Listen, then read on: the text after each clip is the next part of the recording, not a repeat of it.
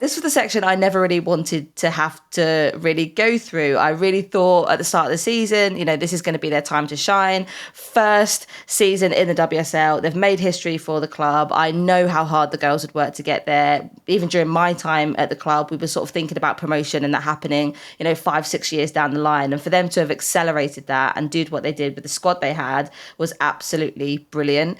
And now just 9-10 months on, a brutal defeat 7-1 to West Ham, confirmed their relegation at the weekend, back to the Championship with 2 games still left to play, which makes it even more difficult to kind of see out the rest of the season, knowing that is weighing over you. This makes them the first team ever to be relegated in their debut WSL campaign. Before Palace, the only sides to go down the season after they were promoted to the WSL, which introduced relegation in 2014, were Donny Bells 2016 and Bristol City 2024. This is going to be absolutely gutting for Palace. I mean, I know still about half the squad who are there. You've got, Molly Sharp, Annabelle Blanchard, Elise Hughes. I mean, these are youngsters that were brought into the club to kind of bolster us when I was there. There was a kind of like crossover period between the club feeling a little bit like still a semi-pro, almost like a women's national league team. And then they're real gunning for, top of the Championship and into the WSL. And they brought in these like incredible youngsters. You've got Wales internationals in there. You've got, under 21s. You've got, real kind of like passionately ambitious players. And what they did with the season that they'd had, it'd been quite turbulent. We'd had the manager and the coach leave. That was about 2 years ago. And then it had to be completely rebuilt. And then they brought in, obviously, Laura Kaminsky. I think she did the absolute best that she could. Her first debut season, taking them up into the WSL.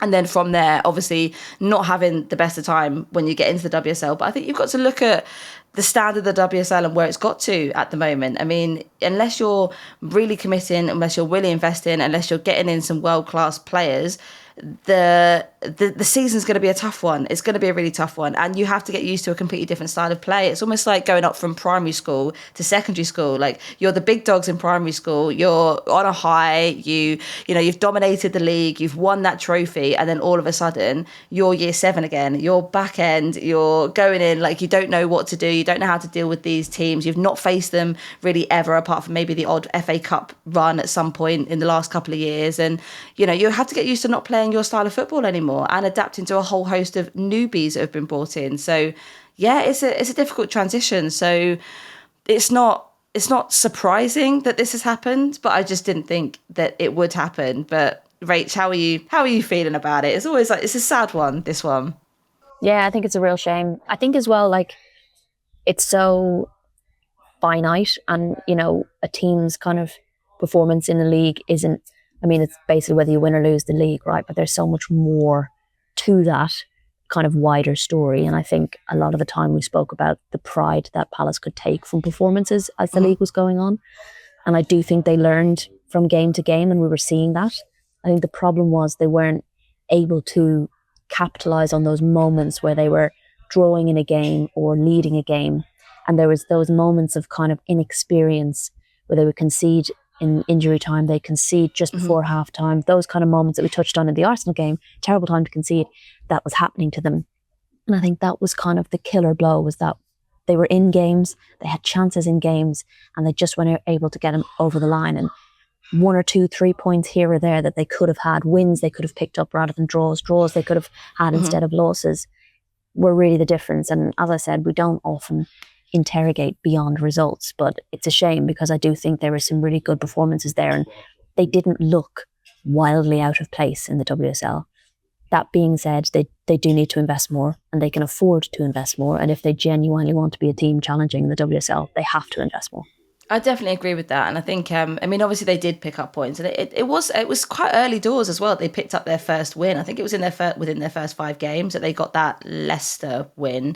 In total, 9 points in 20 WSL games. So 2 wins against Leicester and Villa, and 3 draws. After the Leicester win, they went on a 12-game winless run. So it wasn't even like that kind of win spurred a little bit more confidence that they could pick up points in the WSL. And then they just picked up 3 points between October the 13th and March the 2nd, which is, it's just such a big run of form to kind of keep your the morale and the confidence and kind of the team going. And I think on top of that, obviously, it wasn't that there were definitely chances that created. I thought Annabelle Blanchard really had quite a good season. And I feel sorry sometimes that will be lost in the fact that this has happened. But I think you've got to talk about the defensive record of Palace. They conceded 58 goals this season, 16 more than Tottenham, who have the second worst defence, and they've scored just 16 times, which is one more than the lowest scorers, Leicester. So I think, when you're sort of creating chances at the top of the field, but also you're lessening that level,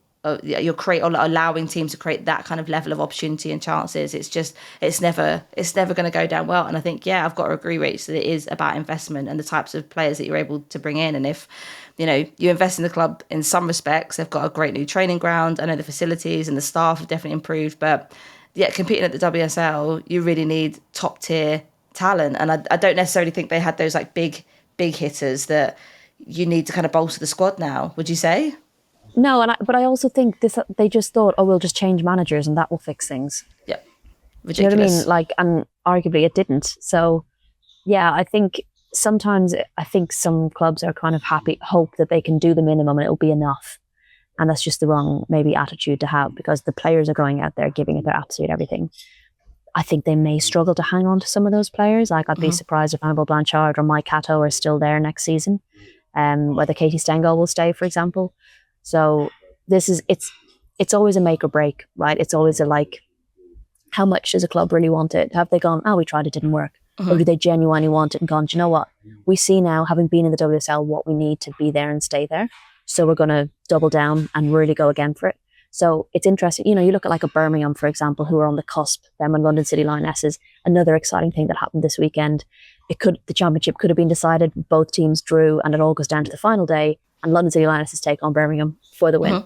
Birmingham are an example of a team who were in the WSL, really undervaluing their women's team, all of that kind of thing. I feel like they've turned it around, and the way they're looking at the women's team is different now, and it's the right way, and they're investing and they're being more long-term about it. So I think it's going to be interesting to see. It's almost like a sliding doors moment or a crossroads moment for Palace about whether they legitimately want to go again, invest, back the team, or whether they're going to say, maybe we're just a championship team, or maybe this is as far as we can go. And I don't think they should. I think they should really believe in their team and believe in their squad, because, as I said, those players aren't out there for the laugh. Like, they're giving it their absolute best.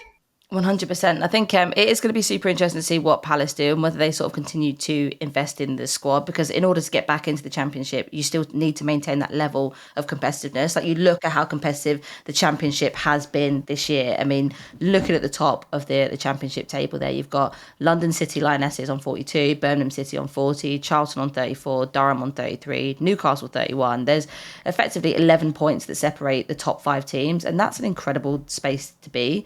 And how tight it's been the entire season. I feel like all the top 3 teams have been about 1 point apart for pretty much the last 6 months. So, it's not a case of, they've gone down to the championship and therefore the level needs to drop, or, we lose those WSL players. Like, you have to maintain that. And also you want to create not that big a gap when you do eventually get back into the WSL. So, it's going to be super interesting. It could be one of those really inspirational series. It's the first time a WSL club has gone back down in the same year that they came up, but it could be the first time ever that a club that's gone up and then down and up again. So I don't know.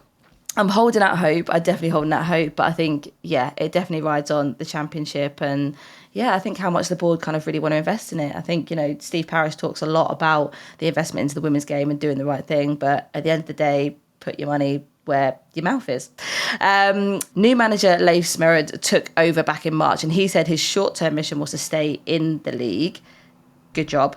After the game against West Ham at the weekend, he said, overall, we have to learn from it as a club and as a team. We have to learn from this. Today shows what the season has shown, that we are not good enough to stay in the league. Do we think he's going to stay on as head coach, or do we think actually Palace are going to change again, given what's happened? I mean, the tactic of changing manager didn't work the last time. The timing of it was completely off. And it also, I didn't ever feel like Laura Kaminsky had lost the dressing room at all. I think she's an absolutely incredible manager. And you could tell that from what she achieved with the club the season before. So to not give her, that time and understanding of where the club was, it was baffling to me. That decision was absolutely baffling.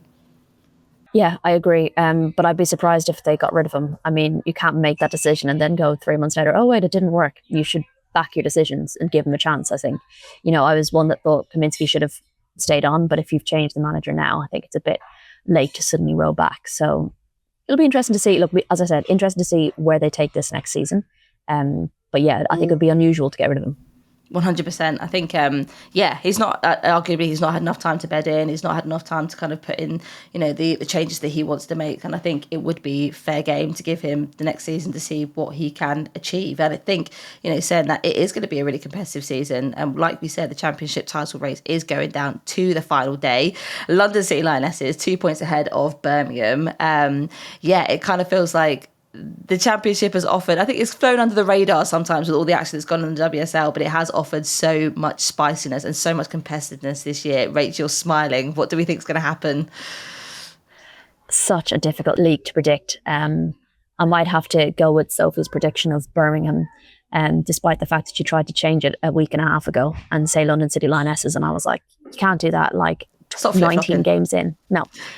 So I think maybe we'll both say Birmingham, but, London City Lionesses have had an absolute stormer, particularly in the second half of the season. There were times like further down the table and you thought maybe hadn't clicked straight away. So for them to be top already has been super impressive. I think either team that comes up are willing to invest and to stay up.